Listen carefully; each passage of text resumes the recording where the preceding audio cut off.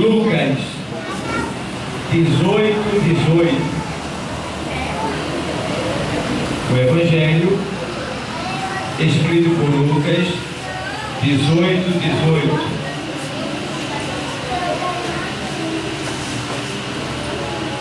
Hoje é um culto de oração para a mocidade, denominado Oração para a Mocidade. O curso hoje parece que foi tomar Guaraná, tem pouquinho hoje, mas os que vieram receberão da parte do Senhor. Tem recebido desde o começo do culto, né? Deus tem falado ao nosso coração. O último agora, ele tem uma preparada boa do coração, né? Dizendo que ele é vida, que ele vai ressuscitar, e eu creio nisso. Eu creio porque as pessoas têm o costume de dizer, presbítero, assim, culto de avivamento, ou culto avivado. Vai ter um culto avivado, vai ter um culto de avivamento, e as pessoas precisam mudar esse vocabulário. Por quê? Porque avivamento quer dizer reviver, né? Da vida o que está morto. E toda vez que a gente lê a palavra é vida.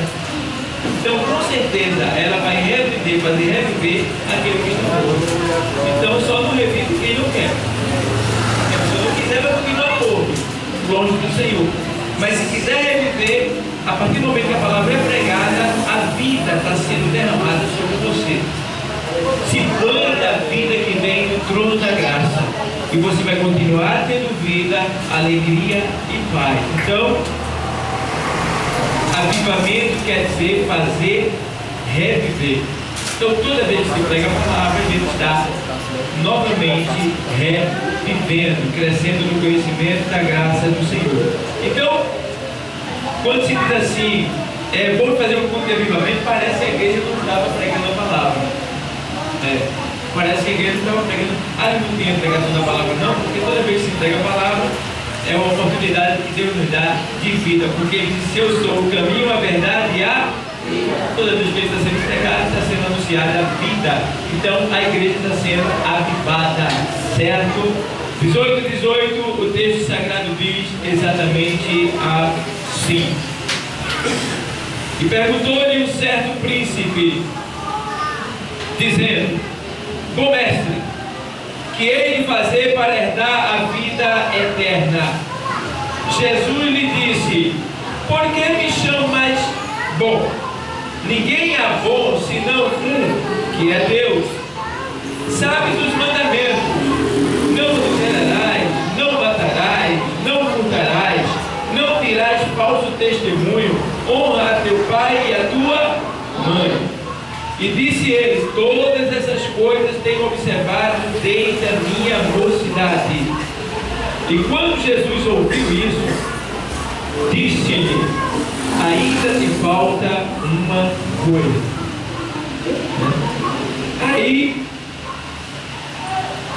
diz em seguida, né, depois de duas pontos aqui, uma vírgula, né, dois pontos aqui, a gente vê que é como se ele tivesse perguntado, né? Por quê, né? A interrogação interior de sua alma ali. Mas o Senhor diz, logo de imediato o Senhor diz: vende tudo quanto tens, reparte-os pelos pobres e terás o tesouro do céu. Depois vem e segue. Mas ouvindo ele isso, ficou muito triste, porque era muito rico. E vendo Jesus que ele ficara muito triste, disse: quão dificilmente entrará um rico, entrarão no reino de Deus os que têm riquezas. Amém, igreja?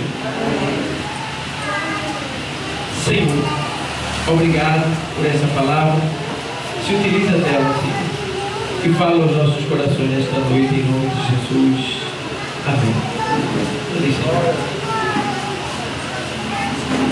Glória a Deus por isso. Amados, a gente vê que é muito importante uma coisa nesse texto. Jesus estava, como sempre fazia, evangelizando, pregando o amor de Deus. E O texto deixa bem claro que chega um jovem, né? Uns chamam jovem, outros chamam rapaz, e outros chamam mancebo, outros chamam príncipe, mas era um jovem. E o texto diz que quando esse jovem se aproxima de Jesus, e tem que ver o mistério. Esse jovem vem até Jesus, ele vê Jesus, e ele era muito rico, esse jovem, tinha muitas herdades. Agora veja bem, ele era muito rico, e ele corre, ele vai, se apressa e vai ao encontro do Senhor. E quando ele chega, claro, eu não sei porque era muito difícil falar com Jesus, era muito difícil, porque imagina um homem rodeado por 5 mil, 10 mil, 8 mil, 15 mil pessoas. É fácil falar com uma pessoa dessa?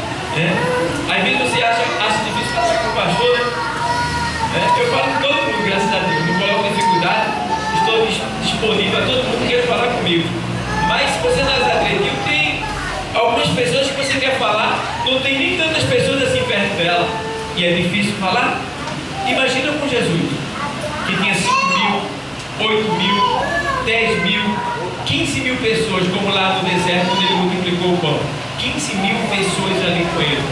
Então, a gente vê que naquele momento, o que eu acho interessante aqui? É que o Espírito Santo, quando ele vê que você está querendo se aproximar de Jesus, quando ele vê que você está querendo ter um contato com ele, quando ele vê que você está querendo confessar a ele, quando o Espírito Santo vê que você está querendo se achegar, né, a Jesus, esse Espírito Santo, ele cria a situação para isso acontecer, tá? Ele move o tempo, ele move tudo para que você consiga se aproximar de Jesus. E não foi diferente. Naquele momento, aquele jovem, ele chega e consegue, não sei como, quando aquele jovem chega, todo mundo se admirou, porque ele usava um cordão, né, um medalhão, ele usava roupas, né, de alto gabarito, né, roupas de primeira qualidade. Ele se destacava no meio daquela multidão pobre, necessitada, muitos descalços, famintos, mas que, claro, depois que o Senhor terminava de dar o sermão, o Senhor sempre saciava todos que estavam com ele, ninguém saía vazio. Mas a gente vê que havia ali uma multidão que era simples, era pobre, e aquele jovem se destacava no meio daquela multidão. Até a sua roupa lhe dava o destaque, porque era diferente. E agora, quando ele chega, todo mundo abre espaço, e ele vai, porque ele era príncipe, era muito rico, conhecido. E agora ele chega, quando ele chega, agora é ele, Jesus e ele. E agora? Aquele homem rico. E aí ele faz: bom mestre, o que eu tenho que fazer para herdar a vida eterna? Para aquele jovem, isso era um enigma que ninguém podia responder. Isso era um dilema dentro dele, uma perturbação dentro dele. Porque até então ele não conseguia encontrar ninguém que pudesse lhe tirar essa dúvida. E Jesus era a pessoa certa para lhe dar essa resposta. Até porque o jovem, ele não era desinformado. E tem mais, aquele jovem, ele tinha uma visão espiritual. Ele tinha uma visão espiritual. Por quê? Porque quando ele vai até Jesus, ele não diz Jesus de Nazaré. Ele não diz Jesus tem misericórdia de mim.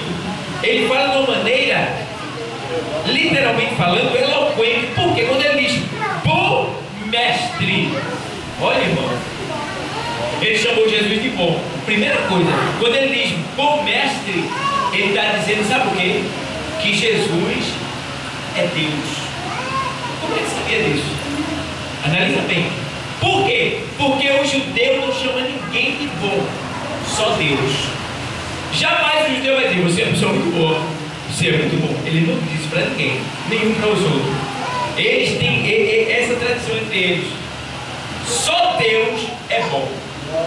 Então, quando aquele jovem rico, que é judeu também, como Jesus é judeu, ele chega e diz, bom mestre, ele está dizendo, Deus, tu és Deus, Tu és o Messias, Tu és aquele que Deus enviou, eu creio em Ti, Tu és o que a humanidade precisa, Tu és o nosso Salvador, Tu é. Só com uma palavra ele estava dizendo tudo isso. E quando ele diz bom mestre, ele também diz mestre. Bom mestre. Dizer que Jesus é mestre é exaltá-lo, é reconhecer o seu conhecimento, é reconhecer que ele sabe, que ele tem, que ele pode, que ele é, e que ele é a pessoa exata para lhe dar a direção que você precisa. Entende bem? Mas Jesus, naquele momento, como judeu, ele responde: por que tu me chamas bom? Bom só há um, que é Deus. E aí, agora, Jesus vai falar para ele uma palavra para começar já a provar aquele jovem na sua fé. E aí Jesus vai e diz para ele assim: sabes os mandamentos. Jesus lhe disse: por que me chamas bom? Bom, ninguém é bom senão um que é Deus. Sabes os mandamentos. Jesus está dizendo: sabes os mandamentos. Aí Jesus fala para ele os mandamentos. Vê só: não adulterarás, não matarás, não furtarás, não dirás falso testemunho, honra teu pai e a tua mãe. E disse ele: todas essas coisas tenho observado desde a minha o quê? Entende bem? Jesus olha para o jovem e diz: tu sabes os mandamentos? Sabes os mandamentos? Aí o Senhor vai lá e fala para ele: não adulterarás, não matarás. Aí o que é que o jovem diz? O jovem diz: eu tenho observado isso desde a minha meninice, desde quando era menorzinho, né? Mocinho, eu venho observando isso. Ele disse, ou seja, eu venho vivendo isso, eu venho praticando isso, eu venho exercendo isso. Veja bem, aquele jovem ali era um jovem muito diferente dos outros que Jesus já se comunicasse. Porque a Bíblia diz, nos estudos bíblicos, que Jesus o amou, ou seja, Jesus se admirou com aquele jovem, porque ele até então não tinha recebido um jovem que tivesse a ousadia e a coragem de dizer: tudo que o Senhor está mandando eu fazer, eu faço. Eita, eu tenho feito isso. Veja, qual era o propósito daquele jovem? O que era que ele queria mesmo? Quem lembra? O que era que ele queria? A vida eterna. Muito bem. Então, ele já vinha trabalhando para tomar posse da vida eterna há muito tempo. Ele vinha com esse zelo, com esse cuidado. E é esse o zelo que nós também temos que ter, o zelo pela vida eterna. Porque, irmão, o reinado dos faraós, vocês sabem quem é faraó? Todo faraó, ele tinha um objetivo com ele. Qual era o objetivo? Era juntar muitas riquezas para viver do outro lado quando morresse. Entende bem? Então, desde a antiguidade a gente já vê que existem pessoas que têm aquele zelo, aquele cuidado de querer se resguardar, de querer se preparar para outra vida. Então a gente tem que começar a entender que nós estamos aqui vivendo um momento. Lá em Timóteo, Paulo diz para Timóteo que a nossa vida, o nosso tempo aqui é como o vapor que sai da chaleira. Você já viu o vapor que sai da chaleira? Ele não dá mais do que 5 dedos. Ele sai da chaleira, mas você não vê mais. Ele saiu, mas cadê ele? Sumiu. A nossa vida aqui é rápida, é momentânea. Parece que a gente está vivendo muitos anos. Mas aí eu fico olhando, por exemplo, eu estava fazendo análise essa semana. Eu estava dizendo, eu sempre faço isso, porque o salmista disse: olha, ensina-me a contar os meus dias, a valorizar. A Bíblia deixa bem claro isso. Então eu estava analisando, eu estou com 46 anos. 46 anos. De acordo com a estatística, a vida que nós estamos vivendo, né? As comidas que a gente come, essa vida desregrada que a gente leva muitas vezes, trabalhando dia e noite, correndo para lá e para cá, sem tempo para parar, até para cuidar de si mesmo, quando a Bíblia diz que é para a gente cuidar de si mesmo. Mas por mais que a gente luta, às vezes a gente é negligente com a gente mesmo, deixa de fazer algo pra gente mesmo, tá? Então eu fico olhando, eu me dei mais 30 anos. Eu não sei se vou ter os 30 anos, não sei nem se vou chegar daqui amanhã. Mas, digamos que eu vivo mais 30 anos, eu vou chegar aos 76 anos. É muito tempo. E eu não acho que vou viver isso tudo, mesmo tendo Jesus também. Fisicamente eu não acredito. Por quê? Primeiro, Jesus já está voltando. Daqui a pouco ele chega. Segundo, a Bíblia diz que quando dá 70, 80 ali, de 80 para 90 para ali, isso é cansaço e fadiga. Entendeu? Com Jesus o negócio é diferente. Mas se eu já passei 46 anos, que eu nem vi, foi tão rápido. E 30 vai ser mais rápido ainda. Então eu tenho que o quê? Me preparar para a vida futura, já que eu encontrei com a vida eterna que é Jesus. O faraó fazia isso, ele juntava todas as riquezas para quando ele morrer, toda a riqueza dele ser enterrada com ele. É por isso que existem aquelas pirâmides. E aquelas pirâmides, elas são túmulos. Tem gente que usa pirâmide em casa, né? Em cima da televisão, pendurado, e não sabe que está levando o sepulcro. Está levando a catacumba pendurada, a catacumba em cima da televisão. Pirâmide. Pirâmide é uma maldição. Porque você vai querer um sepulcro na sua casa, dentro da sua casa, em cima da sua televisão, na sua estante enfeitando, pendurado no seu pescoço, levando o sepulcro da frente. Imagina. Então a pirâmide não é nada mais ou nada menos do que um túmulo. Está entendendo? Ela era um túmulo onde era enterrado os faraós com todas as suas riquezas. Tá? Então o que eu quero dizer com isso? É que os faraós, homens que não tinham conhecimento de Deus, mas eles acreditavam na vida futura e se preparavam para ela. Então nós também, como servos de Deus, cristãos, tendo uma visão mais nítida do que ele na antiguidade, nós também temos que zelar e nos preocupar com a vida eterna. Porque tem pessoas que, embora conhecendo a vida eterna, e embora tenham tomado posse da vida eterna, cidade de Jesus, não está zelando pela vida eterna. Aí fica vacilando, aí não vem mais a igreja, aí não lê mais a palavra, está entendendo? Não se consagra mais, não louva mais, está entendendo? Não dá mais uma palavra para quem está do seu lado, fica vivendo aquela vida de só chegar na igreja, sentar e ficar ali. E até para dar glória é um trabalho terrível, é difícil. A pessoa está totalmente desligada. A pessoa faz tudo na vida, tudo. Mas quando chega aqui e senta, apaga-se o mundo. A pessoa se desliga e ó. Então temos que ter esse cuidado, esse zelo de nos preocupar com a vida eterna que o Senhor já nos concedeu mediante a pregação da sua palavra e a aceitação de Jesus Cristo. Você já tomou posse da vida eterna, agora você tem que zelar por ela. Zelar por ela. Então, aqui o Senhor diz para ele: tu sabes o mandamento. Ele disse: eu tenho ouvido, eu tenho vivido, eu tenho praticado esse mandamento. Então, esse jovem era o quê? Muito rico. Ei, deixa eu passar uma mensagem para você daqui. Todo mundo que procura se inteirar da palavra, aprender mais a palavra, se dedicar mais à palavra, aos mandamentos do Senhor, essas pessoas nunca vão precisar de nada de A ou de B. Deus sempre vai dar o que ela precisa para viver. Por quê? Esse jovem era rico. Por que ele era rico? Porque ele era um observador da palavra de Deus. Ele procurava viver a palavra de Deus. Então quem vive a palavra de Deus geralmente enriquece, irmão. Enriquece. Porque Deus lhe dá sabedoria, Deus lhe dá o espírito, Deus lhe dá coragem, e Deus vai abrindo as portas para você ir avançando e conquistando e conseguir aquilo que você tanto espera alcançar. Então precisamos ter o quê? Esse desejo de zelar, esse desejo de viver a palavra de Deus que nós aprendemos quando viemos à igreja, que nós lemos quando estamos em casa. Então ele diz: olha, tudo isso eu tenho observado.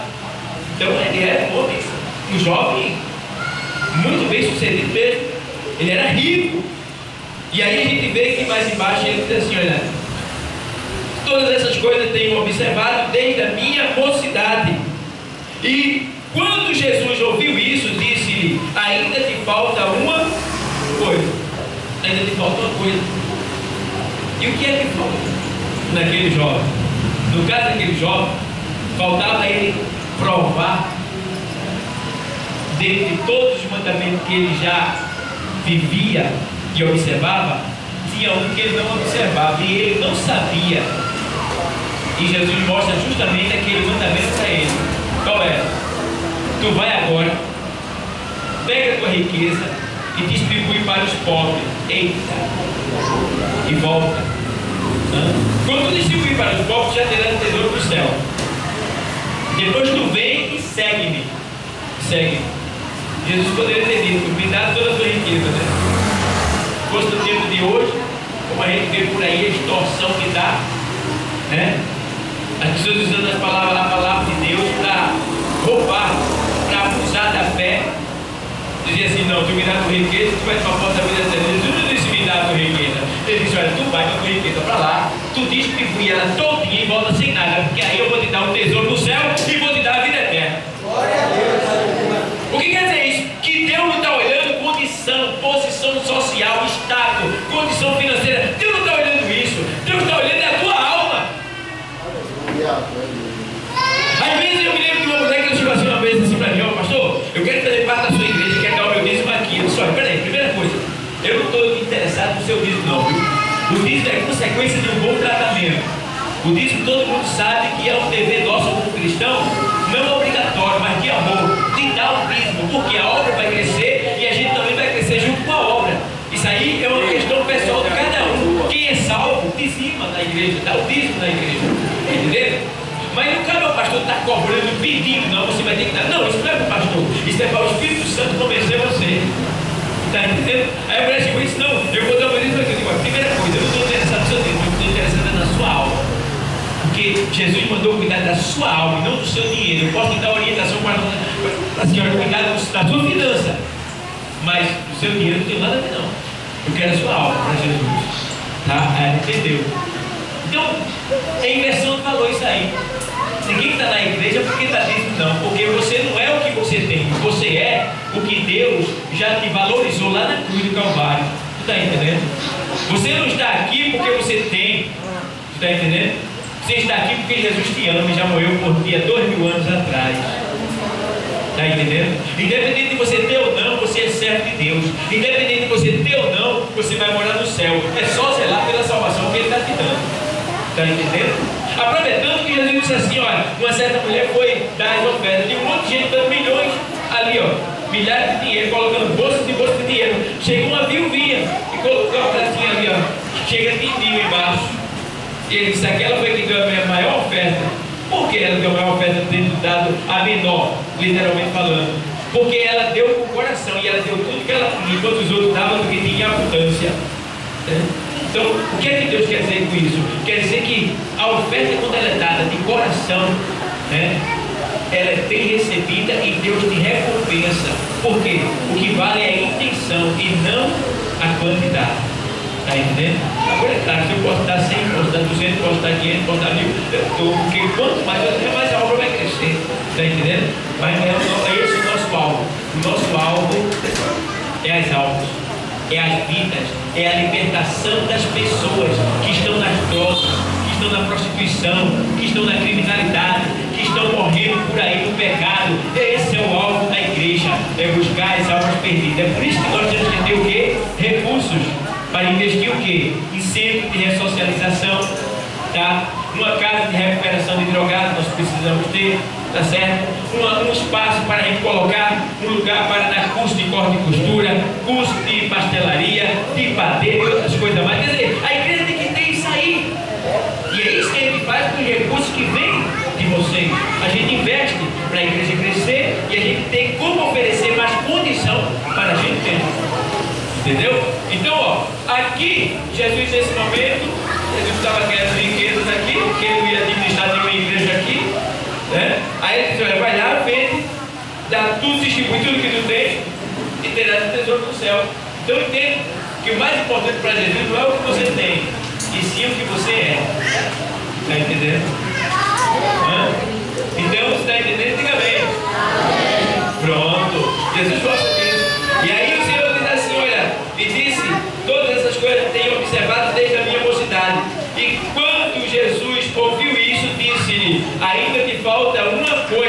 vende tudo quanto tem, reparte pelos pobres e terás um tesouro no céu. Depois vem e segue-me. Vida eterna. Esse jovem ansiava pela vida eterna. Só que tem um porém nele. O que era mais importante para ele era o que? Era a vida eterna ou o dinheiro? Porque na hora que Jesus colocou uma prova da fé dele, ele voltou atrás. Agora, por que Jesus dá a impressão que Jesus foi mal com ele, né? O cara chega aí, rico perto de Jesus, ele manda dar o dinheiro que a pessoa conseguiu toda a sua vida todinho. Jesus iria fazer isso com a gente? Não. Mas com aquele jovem ele fez. Por quê? Porque no caso daquele jovem, era isso que estava matando aquele jovem. Era a sua riqueza. E Deus, Ele sempre pede para a gente lançar fora, se desfazer, se afastar daquilo que nos prende e nos impede de servir a Ele. No caso, a riqueza daquele jovem iria impedir ele de servir a Jesus como devia. Aí Jesus mandou ele se desligar dela. E você? O que é que tem impedido você de servir melhor a Jesus? Qual é a tua riqueza? E agora? E agora? A gente está aqui. Mas cada um de nós, geralmente, às vezes acontece de ter uma riqueza. O que é? Que riqueza é essa? É algo que a gente valoriza tanto que impede a nossa adoração, submissão e servidão a Deus. Às vezes a riqueza é o quê? O marido. Meu marido, eu tenho que ficar cuidando dele, eu não posso ir para a igreja. Às vezes é uma esposa, a minha esposa não veio, eu também não vou. A minha esposa discutiu comigo, então não vou para a igreja não. Olha a riqueza atrapalhando. Olha a riqueza atrapalhando. Às vezes é um veículo, às vezes é uma casa bonita, às vezes é um emprego. A pessoa tem coisas que, se você analisar e procurar direitinho, aquilo é um tipo de riqueza que pode estar te afastando de Deus, que pode estar impedindo o teu convívio com Deus. Aí o que é que Deus vai dizer assim? Ele vai dizer, vai lá e joga fora? Não. Quando ele diz aqui, vende, ele estava mandando você se desfazer daquilo. Não é que você vai se desfazer da sua esposa, do seu carro, da sua casa, do que você tem. Não, mas você vai se desfazer daquele comportamento, daquele sistema, daquela situação que está te impedindo de chegar e de servir a Deus. Então, o que é que a Bíblia nos mostra a saída? Como é que ela nos mostra a saída? A gente pedindo sabedoria a Deus para saber lidar com aquela situação. No caso, a mulher às vezes, rapaz, eu tenho que cuidar do meu marido, eu tenho que fazer a comida para ele quando ele chega. Faz antes. Prepara a comida toda antes. Prepara a comida todinha, quando ele chegar, arruma tudo, deixa tudo bem direitinho. Você vai conseguir ir para a igreja, adorar o Senhor, voltar, ele vai estar satisfeito esperando você em casa quando você chegar. O trabalho. Faz o máximo que você puder, acelere o que você puder acelerar, porque na hora de você largar, você vai estar livre para largar. Está entendendo? Mas tem que ficar assim. Se tiver hora extra, eu vou fazer. Por quê? Porque eu preciso de dinheiro. Irmão, se você vive com salário, tudo bem. Se você passar a ganhar dois, nunca mais você quer viver com um. Por quê? Porque você geralmente se adapta ao sistema de dois. Aí não quer descer. E aí que está o perigo. E é aí que tudo se mata, porque a pessoa alcança a riqueza, fica rico. Aí de repente, do dia para a noite, a pessoa perde o que tinha. Aí, para não querer viver uma vida inferior ao que vivia, a pessoa termina se matando, dando um tiro na cabeça.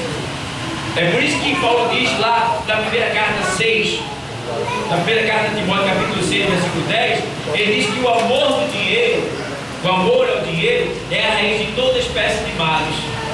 E nessa cobiça, muitos se desviaram da fé e se traspassaram a si mesmo por muitas dores.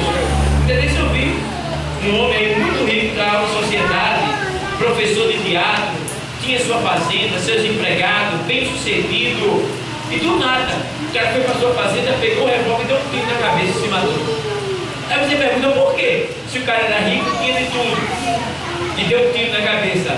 O vazio, a falta de Jesus. Não existe dinheiro certo, irmão, para te dar alegria sem Jesus. Você pode ter milhões, mas quando tiver Jesus, você não vai ter a alegria verdadeira que é Jesus. E essa alegria só vem quando a gente recebe Ele como Salvador e cumpre com os seus mandamentos. Cumprir com os seus mandamentos é você procurar viver segundo a Bíblia Sagrada. Não é impossível, é possível, tá? Pode ser difícil, mas não é impossível, é só você querer. É só você querer, porque a Bíblia deixa bem claro, lá na primeira carta de Timóteo, capítulo 4, versículo 16, o texto sagrado diz assim: olha, tem cuidado de ti mesmo e da doutrina, persevera nessas coisas, porque fazendo assim salvarás tanto a ti como aqueles que te ouvem. Quando ele diz assim: olha, tem cuidado de ti mesmo, então a gente cuidar de nós mesmos, tem cuidado da nossa vida pessoal, da nossa vida física, se cuidar, e da doutrina. Da doutrina é o quê? Da palavra de Deus. A gente tem que cuidar da palavra de Deus. O que é que você tem ouvido da graça de Deus? Você tem ouvido a palavra. Aí, depois que você tem ouvido a palavra, você tem vivido ela onde você está. Está tendo cuidado, está vivendo, né? Se não está vivendo, está tendo cuidado. Então, tem cuidado de ti mesmo e da doutrina.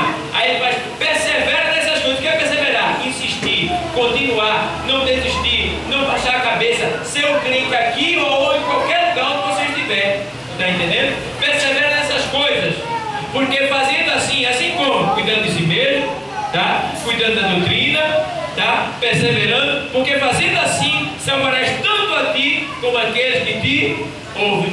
Hoje chegou uma pessoa e disse assim para mim: pastor, fulano de tal é crente, mas se escandaliza tanto, faz isso, faz isso, faz isso, faz isso, e eu vi, porque eu também sou testemunha.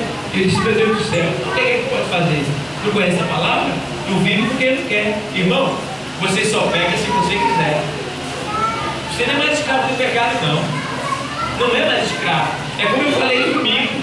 Antes a gente era marionete do diabo, né? Eu não falei? Aquele bonequinho, sabe o que é marionete? Aquele bonequinho que tem a mão amarrada e os pés amarrados. E aí quem move ele é você, com os cordões aí, ó. Vai para onde quer, ó. Onde você quer. Aí o diabo fazia assim com a gente, amarrava a gente estava tudo amarrado, e aí ele ia, ó, e nos levava, ó, e dizia: bebe uma cachaça. A gente era obrigado a beber a pulso, ó. Quando cachaça não é bom, se cachaça fosse boa não se usava tirar gosto. Está entendendo? Para que tirar o gosto se o negócio é bom? Mas tem que usar, né? Aí vai lá, toma cerveja que é gostosa, aquela praga é amarga, eu já provei aquilo já. E aí vai o camarada se prostituindo, leva ele, o rapaz aí leva, está lá amarrado, arruma 2, 3 mulheres, uma só ele não dá conta, quanto mais 2, 3.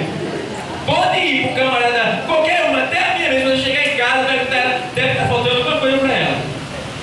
Está faltando alguma coisa para ela. Eu não consigo completar ela 100%, nenhum de nós, não adianta. Aí o camarada não consegue completar nenhuma, arruma 2, 3. Vai tentar ferrar? O dinheiro dele, coitado, está entendendo? E a Bíblia diz que eu nunca vi, a Bíblia diz lá no livro de Provérbios, que não tem esse homem que se prostitua que um dia não precisa pedir um bocado. Quer pedir um bocado? Pedir, irmão, ajuda outro, está entendendo? É falência. E aí o diabo fazia isso, se prostitui, rouba, mente, era marionete, amarrado, mas para a glória de Deus, um dia Jesus se aproximou de nós, o seu Espírito nos convenceu e o diabo perdeu essa batalha. Por quê? Porque Jesus veio e cortou o laço do passarinheiro e hoje nós podemos dizer que somos libertos para a glória de Deus. Está entendendo? Então, irmão, não adianta querer ser o que a gente não pode ser. A gente tem que viver uma vida de verdade, certo? Aqui e lá fora. Lá em Romanos 6, se você ler lá, o texto diz assim, Romanos 6 primeiro diz assim: que diremos, pois? Permaneceremos no pecado para que a graça seja mais abundante? Ou seja, permaneceremos no pecado para que a graça seja mais abundante? O que é graça? Favor que o homem não merece.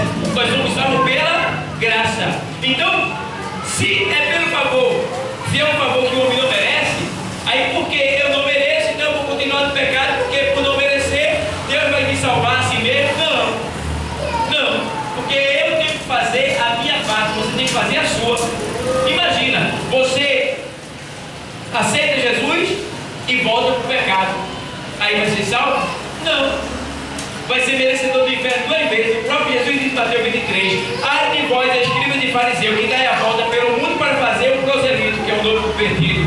E depois que o fazei, tornai-o 2 vezes merecedor do inferno. Vê bem, a gente estava no mundo, a gente merecia o inferno. Aí a gente veio e se encontrou com Jesus, recebemos a vida eterna. Tá? Mas aí, depois de conhecer Jesus Cristo, a gente voltou para o pecado de novo. Então a gente é merecedor do inferno 2 vezes. Por quê? Porque depois de conhecer, ainda o negou, virou as costas para ele e foi embora. Então é merecedor do inferno 2 vezes. Deus me livre, irmão. Deus me livre. Zero pela tua salvação. E você que se afastou, hoje é o dia que Deus te concedeu para estar na presença dele e se reconciliar com ele. Por quê? Imagina, você pode morrer hoje, você pode partir hoje. Quem garante que ele vai chegar até amanhã? Quem garante? Está entendendo? E o dia da manhã nem existe, ontem já passou, só existe hoje. Então hoje é o dia que Deus marcou. Esse jovem chegou diante do Senhor, Jesus o amou, mas ele não quis o Senhor por causa da sua riqueza. Eu não sei qual o tipo de riqueza que está te afastando do Senhor, mas nesta noite ele te trouxe aqui para dizer que a tua riqueza não pode ser maior do que ele é maior do que todas as coisas. Então joga fora essa tua riqueza e aceita o mestre, porque ele vai ser feliz de verdade. Primeiro, lançando fora a riqueza, ou seja, lançando fora aquilo que te impede, aquilo que te atrapalha, está entendendo? É aquilo que a gente tem como nosso. Então, meu irmão, isso é um perigo. Isso tem matado muito crente. Pode ver. Tem gente, não, isso aqui é meu, não dou para ninguém. Tem gente que idolatra o que tem. Isso é um perigo. Porque é valorizar mais as coisas, mais o objeto do que o ser. Mais importante é o ser ou o objeto? É o ser. Porque o objeto é efêmero, é passageiro, vai passar. O ser é eterno, nós somos eternos. Você nunca vai deixar de existir. Agora, onde você quer existir? Aonde? No céu ou no inferno? Para terminar, 21:8 de Apocalipse.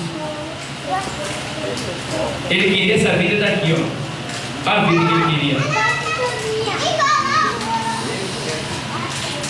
Vamos ler. 21. Aqui, 21:1, perdão. 21:1. Olha novo céu e nova terra. Olha.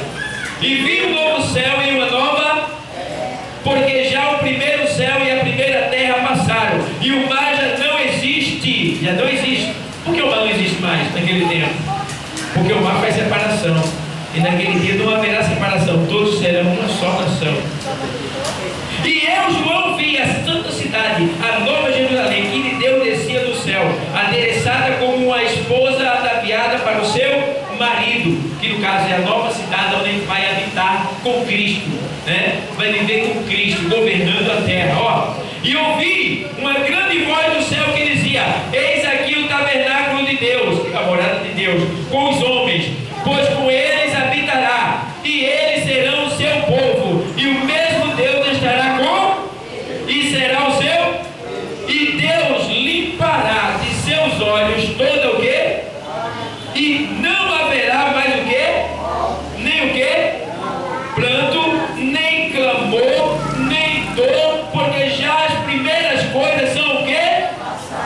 E o que estava sentado sobre o trono disse: eis que faço nova todas as coisas. E disse-me: escreve, porque estas palavras são verdadeiras e fiéis. E disse-me mais: está cumprido. Eu sou o Alfa e o Ômega, ou seja, o princípio e o fim. A quem quer que tiver sede, de graça lhe darei da fonte da água da vida. Sede é o quê? Ânsia. É uma sequidão dentro da pessoa por almejar algo, no caso água. E Jesus é esta água que sacia a nossa sede. Eu não sei o que tem te dado sede no mundo, eu não sei do que você tem estado seco, desejando no mundo, mas nesta noite Deus te trouxe aqui porque Ele sabe que o mundo não pode preencher você, mas a sua água, a sua palavra, o seu Espírito pode nesta noite encher você.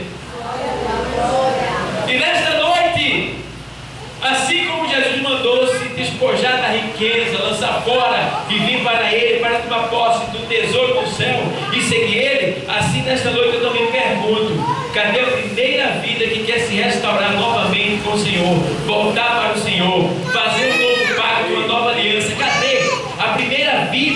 que nesta noite quer deixar o mundo e voltar para Cristo, tomar posse da vida eterna. Cadê a primeira vida que quer nesta noite mudar de vida realmente? Cadê? A igreja, ajuda aí, cadê? A primeira alma para